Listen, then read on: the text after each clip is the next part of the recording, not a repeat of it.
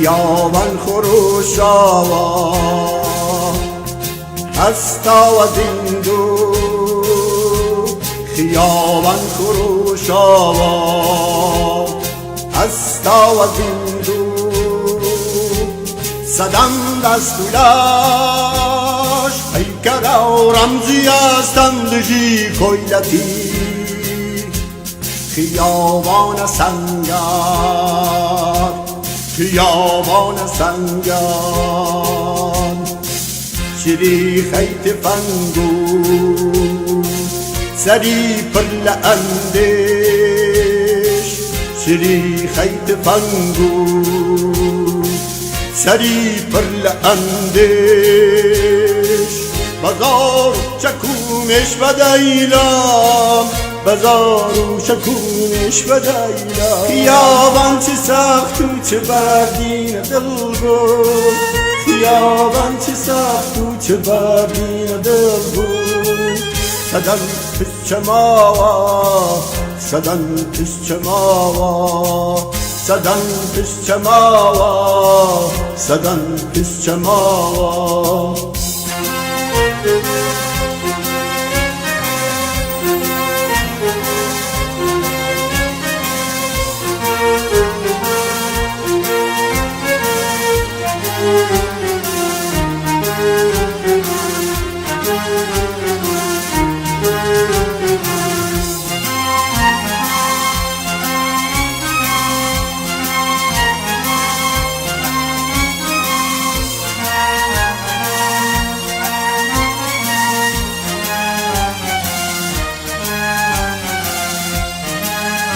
پێویستە گۆرزی دوای چلەی ژینە قورستر لە پێش چلێ بێت لە ڕژیمی ئێران. زیاتر لە چ ڕۆژە خەباتی ئازادەی خوازانەی خەڵکی کوردستانی و ئێران وانە و داستانی جوان و گوێرانە تۆمار دەکا. زیاتر لە چ ڕۆژ پێش ئێستا چەند دەست و پەیوەندیەکی کۆماری ئیسلامی ئێران کە بە پۆلیسی ئەخلاق ناودەبرێن ژینە ئەمینیان دەستگیر کرد و لە ئانووساتێکی کەمدا بەهۆی ئەشکەنجەدانی دڕندە ئاسای خۆیانەوە کۆتاییان بە ژیانی جەستەی ئەوهێنا. هەروەک پێشبینی دەکرا مەرگی ژینە وەک بروسکە ئاگری لە خەرمانی ڕقی پیرۆزی کەڵەکە بووی خەڵکی ئازادی خوازی ڕۆژهەڵاتی کوردستان و ئێران بەردا و نەک کڵپەی ئاگر کەوتە بەرپێی دەسەڵاتداران و دامێنی ئەبا و کەوا و سەڵتەی مەلا و ئاخوندەکان سووتا، بەڵکو ئاگر هەلی کێشا بۆ سەر و مێزەرە و پەیکەر و سەمپۆلەکانی ڕژیم و لەم بینە و بەرەدا ژنان و پیشانی ئازادی خواز شان بەشانی پیاوان ڕۆڵی کاریگەریان بینی و سەبوودی بێوێنەیان بە خانەوادەی ژینا بەخشی و بێترس و سلەمینەوە لە هێزە ئەمنی و هەواڵگیری و سەرکوتگەریەکانی ڕژیم بەدایک و باوک و ئازیزانی ژینا ڕێیان گەیان کە ئەوان هەموو کچ و کوڕ و هاوسەنگەری ئەوان و بۆ سادێکیش دەست لە پێشگیریان بەرنادان. گەرچی بە درێژایی ئەم چ ڕۆژە دوای مەرگی ژینای دوانەمەرگ چەندین کچ و کوڕ تەنانەت منداڵیش بە شێوازی جۆراوجۆر لەلایەن هێزە سەرکوتگەرەکانی ڕژیمەوە گیانیان لەدەستاوە و چەند هەزاریش گیرا و دەست بەسەرن و سەدها کەسیش بێسەر و شوێنن کە لە ناویاندا چەندین ڕۆژنامەنووس، ڕاگەیەنکار و چالاکوانی سیاسی و مەدەنی و پارێزەرانی مافی مرۆڤن. بەڵام بەردەوام بە درێژایی ئەم چ ڕۆژە خەباتی خەڵکی کوردستان و ئێران وێڕایبەرین بوون و فراوانبوونی بێوێنەی وانەی جوان و گوێرانەتر تۆمار دەکا. ژنان بەردەوام ڕۆڵی پێشەنگ و ڕێبەر دەگێڕن و ئەنجومەن و ڕێکخراوە پیشەیەکانی مامۆستایان پشتیوانی ئازادی خوازان دەکەن و کاتێکی تر کرێکارانی نەوت و کارگە و کارخانە گەورە و بچووکەکان زەنگی بەشداری تێکۆشانی حەقخوازانەی خەڵکی ئازادی خواست پیشان ئەدەن و تاوە ناتاوە شێوازی خەباتی کاریگەر لە وێنەی مانگرتنی سەراسەری و خۆپشاندانی جەماوەری و بە کۆماڵ سووتاندنی لەچک و حجابی زۆرەم لێ و هەندێک کاتیش هەڵکوتانە سەر پایگەکانی ڕژیم و تەنانەت کوشتنی چەند بەکرێگیرا و دەست و پەیوەندی ڕژیم وەک نیشکانەی ئاشکرای بەرەو پێشچوونی خەبات و تێکۆشان دەرئەخەن لە دەرەوەی کوردستان و ئێرانیش ئەوە هەر خەڵکی ئازادی خوازە وڵاتێک و بەستەخاکێکیان نەهێشتوێتەوە دەنگی پشگیری خۆیان هیچیا دەرنەبڕن و ئەو ڕژیمە کۆنەپەرست و هار و درەندەیەتیا سووک و ڕسوا نەکەن. هەر لەم 40 ڕۆژەی پاشگیان لە دەستانی ژینە ڕوتینێکی نوێ بە ئاستی هاوکاری نێوان حەزب و لایەنە بەرهەڵسکارەکانی ڕژیم چەند بەیاننامەی هاوبەش و لە یەک تێگەیشتن لە نێوانیاندا واژۆکرا و هاوکات هەموو شایەتحاڵی بەچاوڕوونی زیاتری خەڵکی ئازادیخوازی کوردستان و ئێرانین و پێشبینی هەنگاوی بەرپرسیانەتر و دڵسۆزانەتر و ژیرانەتر دەکەین بۆ ئایندە و داهاتوو.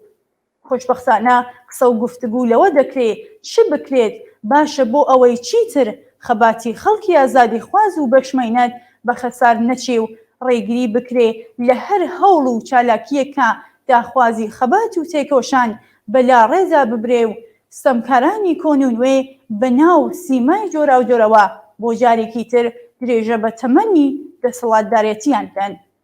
وا پاش لێ مەرگی ژیناش بەنیازە گۆرزێکی کەمەرشکێنی تر لەو ڕژیمە بدا و پەیامی بەردەوامی و هەڵکشانی هەرچی زیاتری خەبات و تێکۆشانی خەڵکی ئازادیخواز بە دەنگی بەرز بە دۆست و دوشمن ڕاگەیەنێ.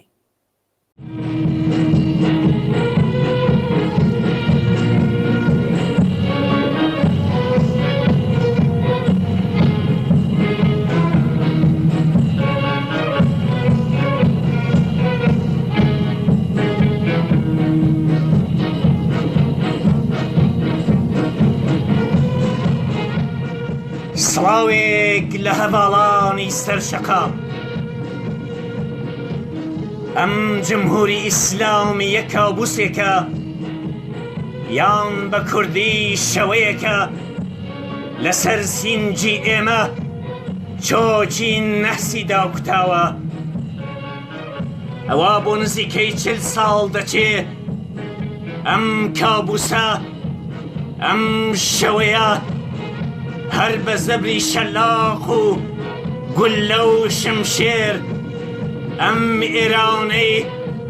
کردوتە ئاخوندستان و بەرەبەرە هێناویەتە دواوە. ئەوا بۆ نزیکەی 40 ساڵ دەچێ ئەم دێوەزمنە گریسەیە دەستی خستوتە بەربینی قامەتی بەرزی ئازادی خۆشەویستی و ئینسانیەت. بەڵام هێشتا دوای نزیک بە 40 ساڵ نەبۆی خراوە و نەپێی خنچێندراوە. ئەم ڕۆژانە ئەم ڕۆژانی بەفراندارە لە توێی خۆفی ئەم کابوسە 40 ساڵەدا چما من خەون دەبینم ئەم ئێرانە ئەم ڕۆژانە لە چوار لاوە خرۆشاوە. ئەم ڕۆژانە ئەم ڕۆژانی بەفراندارە لە توێی خۆفی ئەم کابوسە 40 ساڵەدا چما من خەون دەبینم بۆنی بەهارێکی تر دێ، شەوقی ڕۆژگارێکی تر دێ،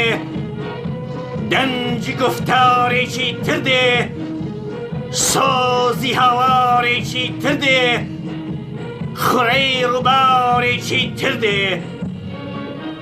سڵاوتان لێ سڵاوتان لێ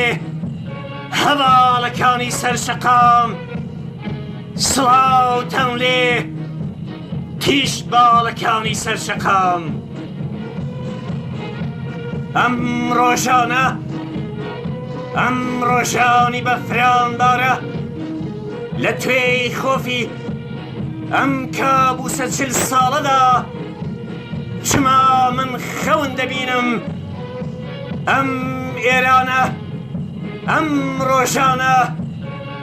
لە چوار لاوە خرۆشاوە.